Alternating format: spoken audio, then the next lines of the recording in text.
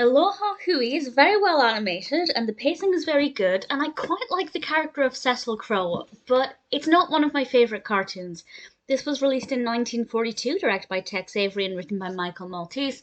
Voices are provided by Sara, Berner, Blanc, and Pinto Colvig, and Sammy Siegel and Cecil Crow have stowed away on this ship and they head towards this island, and there's this female character, and she's quite an interesting character. I couldn't quite make up my mind with what I felt about her. I didn't dislike her, but there was something about her that I didn't care for. But I like the design of her. She's got a pretty interesting design.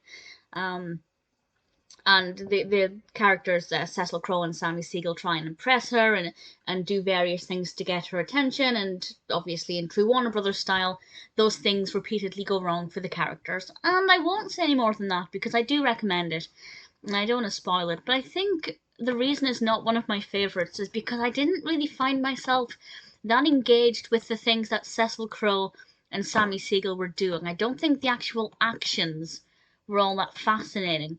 But because I quite liked the characters, particularly Cecil Crow, it meant that I was interested in, well, not so much what the characters were doing, but their own commentaries, how they responded to things when they didn't work. I liked the behaviours of the characters, if not their actions. So it wasn't too bad, and as I said, it is well animated. The animation is very good. I like the design of the characters, I like the settings, all of that looks really nice.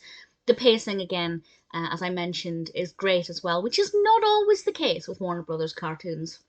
Sometimes things are quite slow to get anywhere, but this one, we got introduced to the characters very quickly, we got to the point very quickly, and I always appreciate that. Although occasionally some setting up is very good.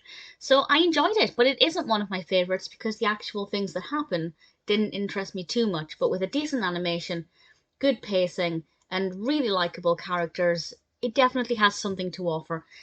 I may not watch it again, at least not in a hurry, but I would still recommend Aloha Hooey at least once.